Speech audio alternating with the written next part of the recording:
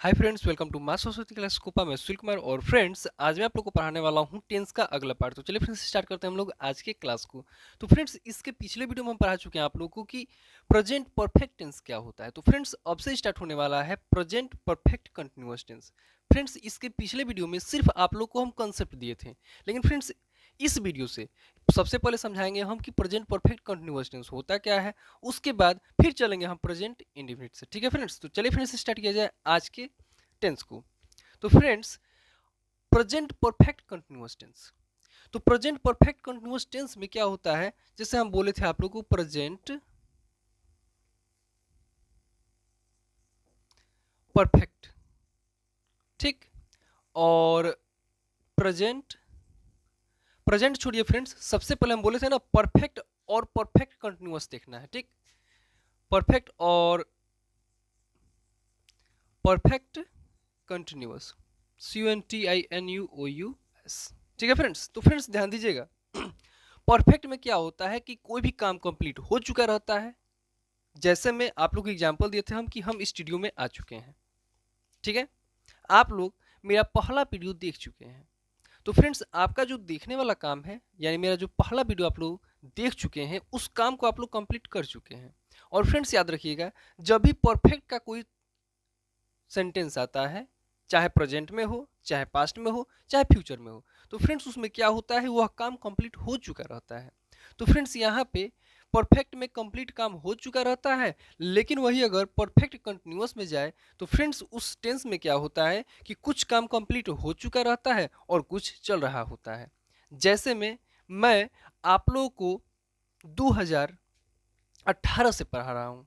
जैसे एग्जाम्पल के लिए हम बोले हैं कि मैं आप लोग को 2018 से पढ़ा रहा हूँ, तो मेरा फ्रेंड्स पढ़ाने वाला जो काम चल रहा है आप लोगों को, यानी 2018 से, यानी 2018 से जो हम कुछ आप लोग को पढ़ा चुके हैं और अभी तक पढ़ा भी रहे हैं, यानी मेरा पढ़ाने वाला जो काम है कुछ कंप्लीट हो चुका है और कुछ अभी तक चल रहा है।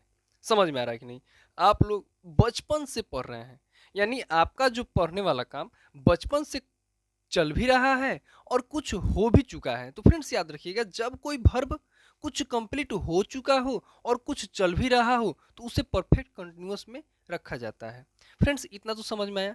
तो फ्रेंड्स आप लोग कहेंगे कि सर परफेक्ट कंटिन्यूअस समझ में आ गया, तो इसे हम लोग कैसे समझेंगे कि प्रेजेंट में है, पास्ट में है या फ्यूचर में? तो फ्रेंड्स ये तो आपके ऊपर डिपेंड करता है कि आप किस टाइप के सेंटेंस को लिख रहे हैं। अगर प्रेजेंट में लिख रहे हैं तो प्रेजेंट परफेक्ट कंटिन्यूअस, अगर पास्ट में उसको लिख रहे हैं, जैसे क्वेश्चन है कि राम वर्षों से वनवास में रह रहे थे, यानी जंगल में रह रहे थे। ठीक है, यह क्वेश्चन है कि वह 4 वर्षों से तैयारी कर रहा था। तो फ्रेंड्स उसकी तैयारी करने की जो बात थी 4 वर्षों से चल रही थी, कुछ कंप्लीट कर भी चुका था और कुछ कर भी रहा था, यानी पास्ट में। तो फ्रेंड्स पास्ट परफेक्ट कंटिन्यूअस हो जाएगा। तो चलिए फिर से स्टार्ट करते हैं हम लोग फिर से इंडिफिनिट से। और इंडिफिनिट से आज हम लोग देखेंगे कि कैसे किसी सेंटेंस को बनाना है। ठीक, तो फ्रेंड्स आगे देखिए। सबसे पहले फ्रेंड्स, जितने भी स्टूडेंट्स वीडियो देख रहे हैं फ्रेंड्स, वीडियो को ज़्यादा ज़्यादा शेयर कीजिए, लाइक कीजिए और सब्सक्राइब जरूर कीजिए। ठीक है फ्रेंड्स, क्योंकि ये वीडियो बहुत ही यूजफुल होने वाला है। ठीक है, जो लोग पेपर अभी 2022 में देने वाले हैं। ठीक है फ्रेंड्स, तो फ्रेंड्स यहाँ पे देखिए इंडिफिनिट, यानी अब प्रेजेंट इंडिफिनिट आज से स्टार्ट होता है। तो सर फ्रेंड्स यहाँ पे प्रेजेंट इंडिफिनिट, फ्रेंड्स यहाँ पे ध्यान दीजिएगा। प्रेजेंट इंडिफिनिट बताए थे कि कोई भी काम होगा प्रेजेंट में होगा और इंडिफिनिट फॉर्म में होगा, यानी कोई भी काम हो प्रेजेंट में हो और उससे पता ना चले कि कब से हो रहा है, कब हो रहा है, क्यों हो रहा है, तो वह इंडिफिनिट में जाएगा प्रेजेंट में।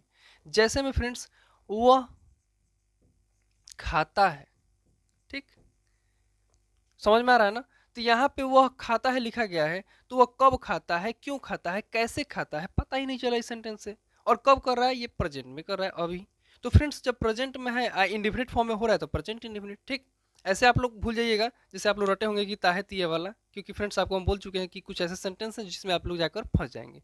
तो फ्रेंड्स यहाँ पे ध्यान दीजिएगा कि प्रेजेंट इंडिफिनिट का जो स्ट्रक्चर होता है उसका होता है सब्जेक्ट प्लस V1 या V5 प्लस ऑब्जेक्ट। ठीक, तो फ्रेंड्स ये स्ट्रक्चर होता है। अब इसका यूज देखना है कि V1 का यूज कहाँ पे करना है और V5 का यूज कहाँ पे करना है।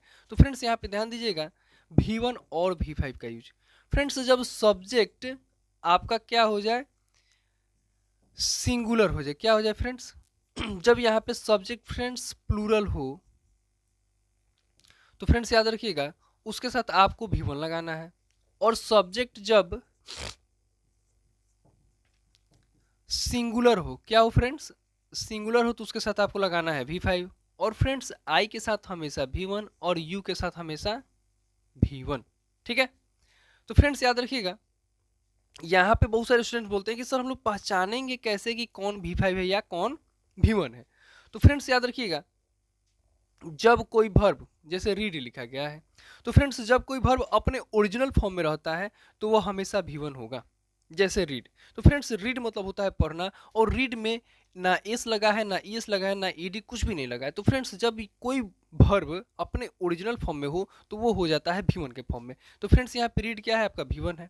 लेकिन इसी रीड में अगर हम एस या ईएस लगाकर कुछ चेंजिंग कर दें, यानी जिस वर्ब के लास्ट में एस आ जाता है वो क्या हो जाएगा आपका फ्रेंड्स V5। समझ में आ रहा है कि नहीं? तो फ्रेंड्स कुछ आप लोगों को रूल भी याद करना होगा।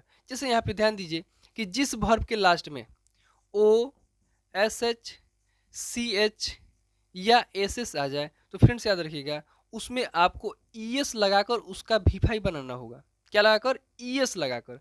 ऐसे फ्रेंड्स यहाँ पे ध्यान दीजिएगा जैसे रीड लिखे थे तो इसके लास्ट में ना ही ओ है, ना ही एस एच है, ना ही सी एच है, और ना ही एस एस है, इसीलिए हम डायरेक्ट इसमें क्या किए, सिर्फ एस लगाए हैं। लेकिन फ्रेंड्स अगर कहीं आ जाता है ऐसे, जैसे लिखा गया है टीच, तो टीच के लास्ट में, टीच मतलब होता है पढ़ाना, टीच के लास्ट में तो सी एच आया, तो जब किसी वर्ब के लास्ट में सी एच आ जाए तो क्या करेंगे, उसका V5 बनाने के लिए उसमें ई एस लगाकर उसका V5 बनाएंगे। तो फ्रेंड्स यहाँ पे क्या हो जाएगा, टीच का अगर V5 बनाएंगे तो हम लिखेंगे TEACHES। समझ में आ रहा है कि नहीं? डू मतलब होता है फ्रेंड्स करना, डू मतलब होता है करना। अगर फ्रेंड्स इसका हमको V5 बनाना होगा तो सबसे पहले चेक करेंगे ना इनमें से कोई है कि नहीं लास्ट में, तो ओ तो आ गया ना। तो जब किसी वर्ब के लास्ट में ओ आता है तो उसमें ईएस लाकर उसका क्या करते हैं हम लोग, V5 बनाते हैं। तो फ्रेंड्स इतना तो समझ में आ ही गया होगा कि कैसे किसी वर्ब का V5 बनाना है। ठीक है, ऐसे जनरली आपको सब में सिर्फ एस लगाना है। अगर इस टाइप के वर्ड्स मिलते हैं, वर्ब्स मिलते हैं, तो उसमें क्या करना होगा आपको, हमेशा ईएस लाकर उसका V5 बनाना होगा। समझ में आ रहा है कि नहीं? आगे चले फ्रेंड्स, तो फ्रेंड्स यहाँ पे ध्यान दीजिएगा जैसे लिखा गया है कि वह खाता है, तो सबसे पहले फ्रेंड्स स्ट्रक्चर पे जाएंगे हम, फॉर्मूला पे लिखेंगे वह का इंग्लिश यानी सब्जेक्ट लिखेंगे ही, और खाना का इंग्लिश फ्रेंड्स क्या होता है, खाना। सब्जेक्ट के बाद V1 या V5 लगाना है, तो फ्रेंड्स ही, और खाना का डायरेक्ट क्या लिखेंगे हम, ईट। और फ्रेंड्स यहाँ पे चेक करेंगे कि सब्जेक्ट सिंगुलर है या प्लूरल। तो फ्रेंड्स यहाँ पे सब्जेक्ट तो सिंगुलर है ना, जब हम करेंगे वह खाता है तो यहाँ पे पर्सन एक है। जब सब्जेक्ट सिंगुलर हुआ तो फ्रेंड्स इस वर्ब में हम क्या करेंगे, यहाँ पे सब्जेक्ट जब सिंगुलर होता है तो क्या होता है, वर्ब को V5 के फॉर्म में रखना है। तो फ्रेंड्स ईट का V5 कर दीजिए, इट्स। समझ में आ रहा है कि नहीं? फ्रेंड्स याद रखिएगा हम बोले थे कि नाउन के उल्टा क्या होता है, वर्ब होता है। जब किसी नाउन में आप, जैसे पेन क्या है, एक नाउन है, और पेन में जब हम एस लगाते हैं या एस लगाते हैं, अगर किसी नाउन में एस या एस लगता है तो वो प्लूरल हो जाता है। क्या हो जाता है फ्रेंड्स, प्लूरल। समझ में आ रहा है कि नहीं? लेकिन फ्रेंड्स जब किसी वर्ब में एस या एस लगता है तो यह सिंगुलर वर्ब क्या हो जाता है, सिंगुलर वर्ब बन जाता है। इसीलिए फ्रेंड्स याद रखिएगा हम बोलते, आपको सिंटेक्स चैप्टर में पढ़ा चुके हैं, और फ्रेंड्स रिवीजन जब करा रहे हैं हम, तो फिर से एक बार रिवीजन में पढ़ाएंगे, हम रिवीजन कराएंगे कि जब किसी वर्ब में, यानी सिंटेक्स का भी रिवीजन चलेगा। तो फ्रेंड्स याद रखिएगा जैसा सब्जेक्ट होता है उसके साथ वैसा वर्ब लगता है। यानी यहाँ पर ही क्या है, सब्जेक्ट सिंगुलर है तो वर्ब को भी हमको सिंगुलर करना पड़ा है। समझ में आ रहा है कि नहीं? आगे चले, तो फ्रेंड्स एक क्वेश्चन और देखिए, लिखा गया कि वह, सिंपल क्वेश्चन, वह आम खाता है, वह आम खाता है। तो फ्रेंड्स याद रखिएगा सबसे पहले चेक कर लेंगे किस टेंस का है, तो वह आम खाता है। तो फ्रेंड्स प्रेजेंट में तो है लिखा हुआ है, पहचान में आ रहा है ना।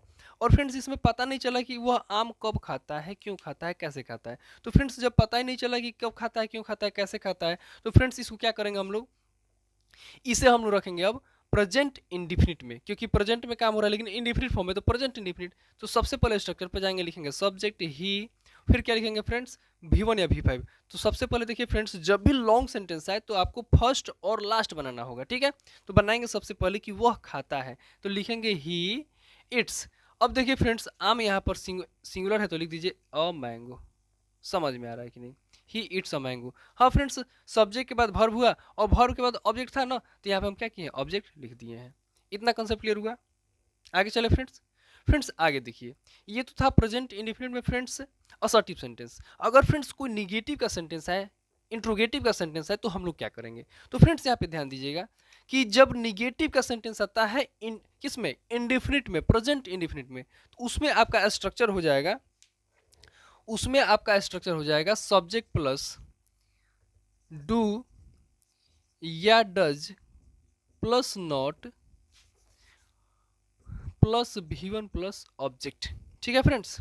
अब देखिए फ्रेंड्स, आप लोग कहेंगे कि सर अब डू और डज का यूज कैसे करना है। तो फ्रेंड्स अभी तो आपको एक फॉर्मूला बताया है ना हम कि V1 और V5। तो फ्रेंड्स जब डू V1 है और डज क्या है, V5 है, तो जहाँ पे आप V1 का यूज करते थे जिसके साथ, उसके साथ आपको डू लगाना है, और जिसके साथ आप V5 लगाते थे उसके साथ आप डज लगा दीजिएगा। समझ में आएगा नहीं? कब?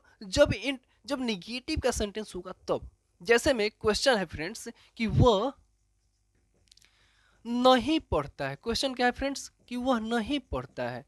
तो फ्रेंड्स देखिए ना, वह नहीं पढ़ता है यानी प्रेजेंट में काम हो रहा है, इंडिफिनिट फॉर्म में। पता नहीं कब नहीं पढ़ता है, कैसे नहीं पढ़ता, ये तो पता ही नहीं चला। तो फ्रेंड्स यहाँ पे याद रखिए, हाँ आप लोग को पढ़ा चुके हैं कि टेंस ही है जो आपकी किसी भी वर्ब की कंडीशन को बताता है कि वर्ब कब हो रहा है, कैसे हो रहा है। समझ में आ रहा है कि नहीं, हुआ है भी कि नहीं, कौन बताता है? आपका टेंस बताता है। तो इस टेंस में, इस सेंटेंस में हमको क्या पता चला कि यह वर्ब इसमें जो हो रहा है प्रेजेंट में हो रहा है, लेकिन पता नहीं चला कि किस फॉर्म में हो रहा है, इंडिफिनिट फॉर्म में हो रहा है फ्रेंड्स, अनिश्चित रूप से। तो जब फ्रेंड्स अनिश्चित रूप से कोई काम हो और प्रेजेंट में हो तो प्रेजेंट इंडिफिनिट में न जाएगा।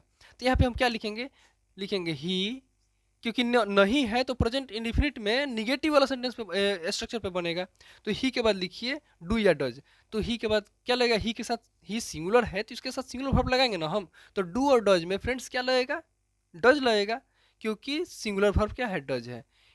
क्यों? क्योंकि फ्रेंड्स डज के लास्ट में एस आया ना, जब किसी वर्ब के लास्ट में एस आ जाता है तो फ्रेंड्स वो हो जाता है आपका सिंगुलर वर्ब। फ्रेंड्स याद रखिएगा, अभी हम एक रूल बताए हैं कि जिस वर्ब के लास्ट में एस आता है V5 हो जाता है, जिस वर्ब के लास्ट में एस आता है V5 हो जाता है। लेकिन फ्रेंड्स आप लोग कहेंगे कि सर क्या वाज के लास्ट में एस है तो यह V5 है। तो फ्रेंड्स याद रखिएगा, सिर्फ वाज को छोड़कर क्या करना है, सिर्फ वाज को छोड़कर फ्रेंड्स, क्योंकि वाज के भी लास्ट में एस आया है, लेकिन यह क्या हो जाएगा, आपका सिंगुलर वर्ब होगा, लेकिन V5 नहीं है, ये V2 हो जाता है। समझ में आ रहा है कि नहीं? हाँ, इज कहिएगा तो इज के लास्ट में एस है, इज क्या है आपका V5 है। हैज क्या है, हैज के लास्ट में एस है, हैज क्या है आपका V5 है। लेकिन फ्रेंड्स सिर्फ वाज ही एक ऐसा वर्ब है जिसके लास्ट में एस आता है, लेकिन यह V2 हो जाता है। समझ में आ रहा है कि नहीं? लेकिन फ्रेंड्स एक फॉर्मूला आपको हमेशा याद रखना होगा कि जिस वर्ब के लास्ट में एस आता है वह सिंगुलर वर्ब होगा। ठीक, कॉन्सेप्ट क्लियर हुआ? आगे चलें।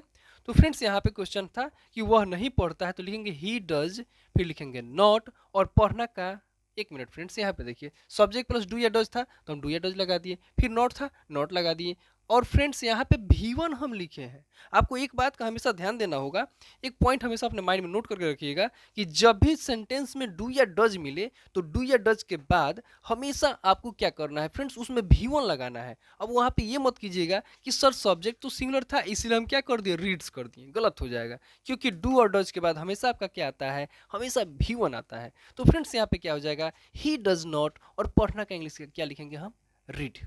समझ में आया कि नहीं? कंसेप्ट क्लियर हुआ? आगे चले। तो फ्रेंड्स ये था आपका प्रेजेंट इंडिफिनिट का। ठीक, हाँ फ्रेंड्स अगर इसमें निगेटिव में चला है, क्या इंट्रोगेटिव में सेंटेंस चला जाए, वही क्वेश्चन है कि क्या वो आती है। क्वेश्चन क्या है फ्रेंड्स, क्या वो आती है। तो फ्रेंड्स यहाँ पे इस सेंटेंस में क्या से बना है सेंटेंस। तो फ्रेंड्स याद रखिएगा, जब प्रेजेंट इंडेफिनिट का सेंटेंस हो और उसमें इंट्रोगेटिव में आ जाए तो फ्रेंड्स कुछ नहीं करना है, सब्जेक्ट के साथ जो आप लोग डू या डज लगाते थे उसको आपको इंट्रोगेटिव में यूज करना है, चाहे उस सेंटेंस में नहीं लिखा हो चाहे न लिखा, उसे मतलब नहीं है। तो फ्रेंड्स यहाँ पे देखिए ना, क्या जब आ गया तो ही, आप बताइए अगर ही है तो ही के साथ डू लगाएंगे कि हम लोग डज। तो आप लोग आंसर होगा कि सर ही के साथ तो डज लगेगा ना। तो फ्रेंड्स आप लोग भी कहेंगे कि सर इसमें नहीं कहाँ लिखा है। तो फ्रेंड्स नहीं से मतलब नहीं है, इसमें क्या आ गया, यानी इंट्रोगेटिव में सेंटेंस चला गया। समझ में आ रहा है कि नहीं?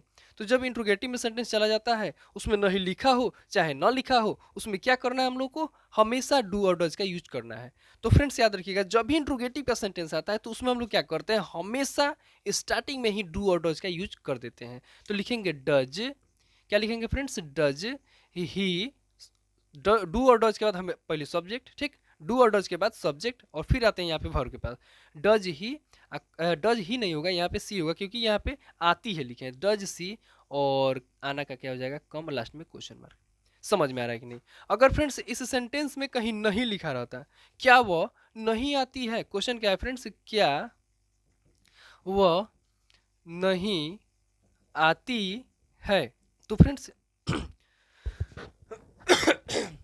क्या वह नहीं आती है? तो फ्रेंड्स यहाँ पे ध्यान दीजिएगा, इस सेंटेंस में क्या भी है और नहीं भी है। तो फ्रेंड्स नहीं का तो फॉर्मूला आप लोग को बहुत पहले हम पढ़ा चुके हैं कि जब भी सेंटेंस में नहीं मिलता है तो फ्रेंड्स आपको हमेशा 3 नंबर पे आपको नॉट लगाना होगा।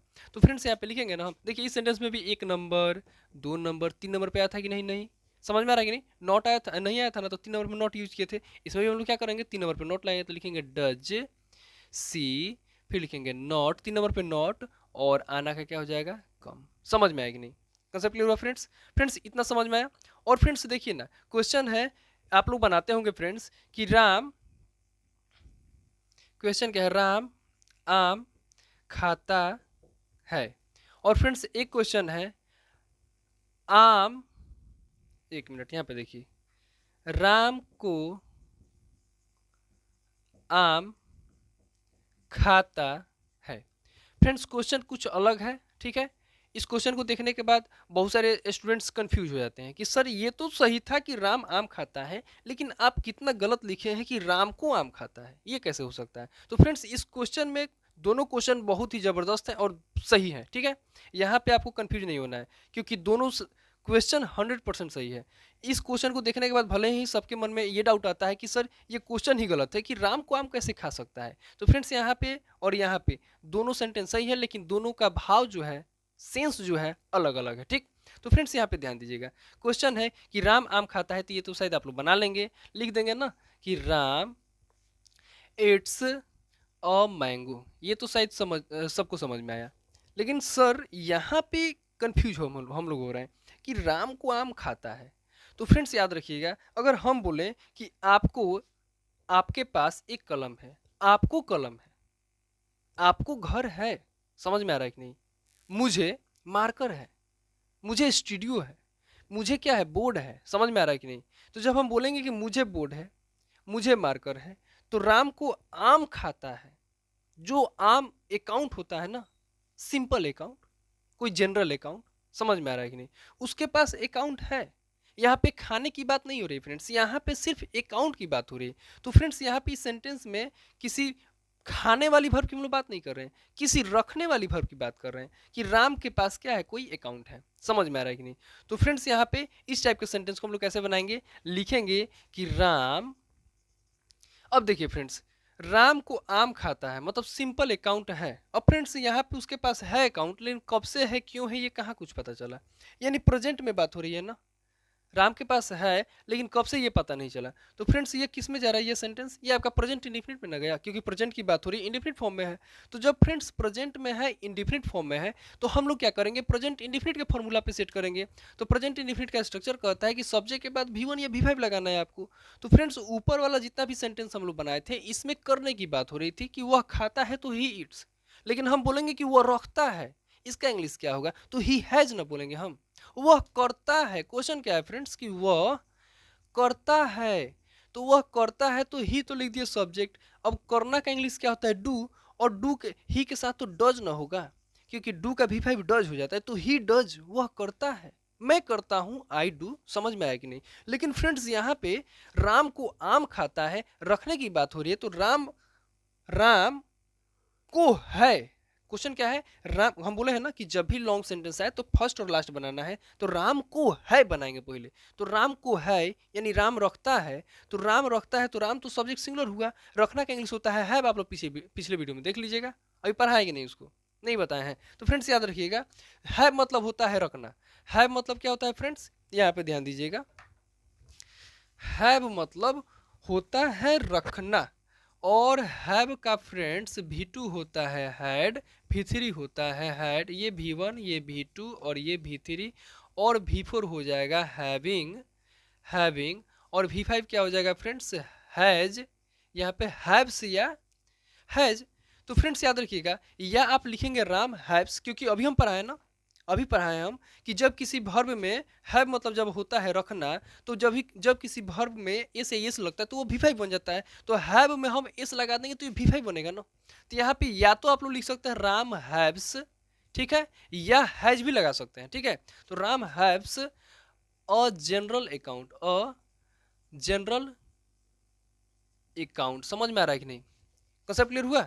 या Ram has a general account, Ram has a general account, ठीक है फ्रेंड्स। या आप लोग लिख सकते हैं कि Ram has a simple account, concept clear हुआ।